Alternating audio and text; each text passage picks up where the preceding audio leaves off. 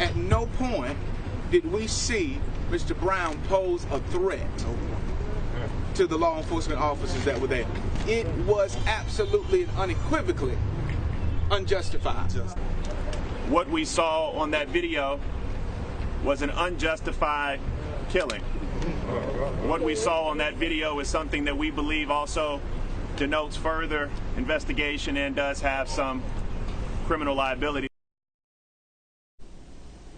The family of Andrew Brown Jr. getting their chance today to view fewer than 20 additional minutes of police body cam footage following a judge's order authorizing that viewing. The family's lawyer saying that the video shows Brown was ambushed and his hands were visible at all times. At no point did Brown ever make contact with the officers, according to the family's attorneys. One lawyer said so many shots were fired at Brown by the deputies he had trouble counting.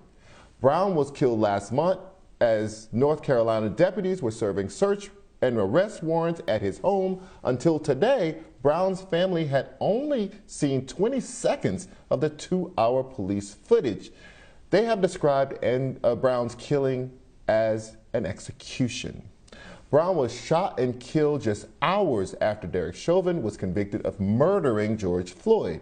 Brown's case, like Floyd's, received wide national attention, but most people who have been fatally shot by police get little to no attention, and when it comes to black women, that statistics is even more stark. Joining me now to discuss is the founding director of Women's Research and Resource Center and the Anna Julia Cooper Professor of Women's Studies at Spelman University, Dr. Beverly Guy-Sheftall. Dr. Sheftall, explain to us this discrepancy in the kind of coverage that black women get compared to other people who are killed by police. Okay, so I want to speak as a former board member of African American Policy Forum, who is the organization responsible for this Say Her Name campaign, which began in 2014. And the purpose of that mobilization from this amazingly intersectional progressive organization was to make it apparent that black women and girls are also killed by police. That is, we are also victims of state violence.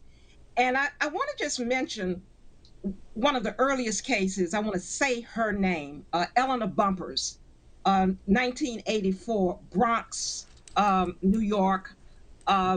Police, she's mentally ill, she's in her 60s, and she's mowed down by the police. That's over 30 years ago.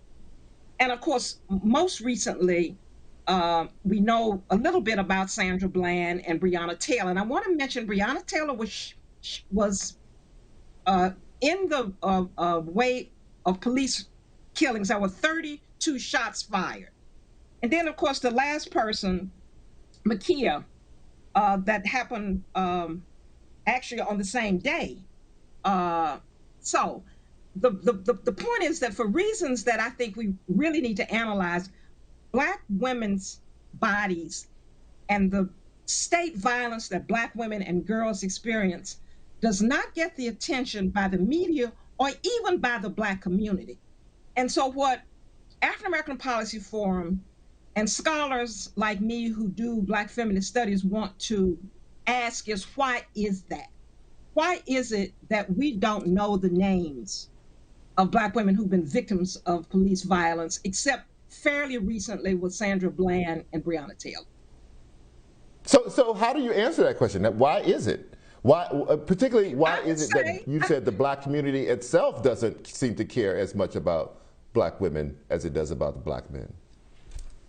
I would say that there's a long-standing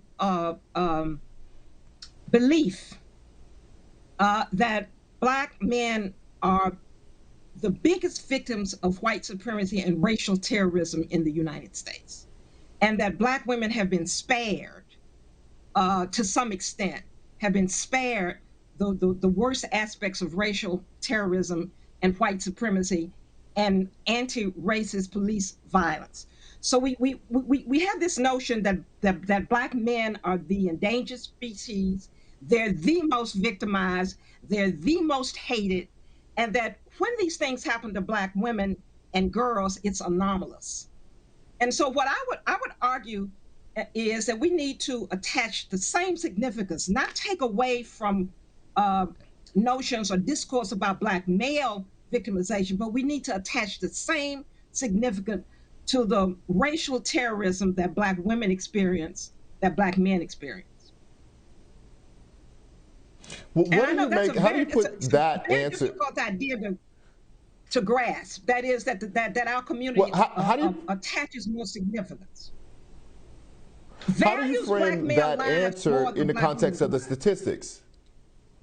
How do you frame that answer in the context of the statistics around shootings, number one, incarceration, number two, that both are being victimized, but there are, as a matter of percentages, there are more men who are incarcerated, or so how do we frame that so that we are not trying to have a competition between Black men and Black women, but rather we're equally distributing our empathies?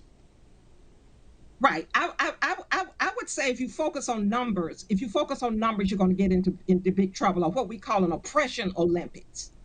That would be problematic. Nobody is arguing that Black women get killed by the police in as many numbers as Black men get killed by police. What Say Her Name is trying to argue, though, is that Black women are killed by police. Black women and girls are killed by police and experience anti-Black police violence. So the problem with just focusing on numbers is that you don't even notice or even keep statistics about the fact that Black women and girls are being killed by police. That is the problem. So we're not arguing that Black women are victimized to the same extent with respect to numbers.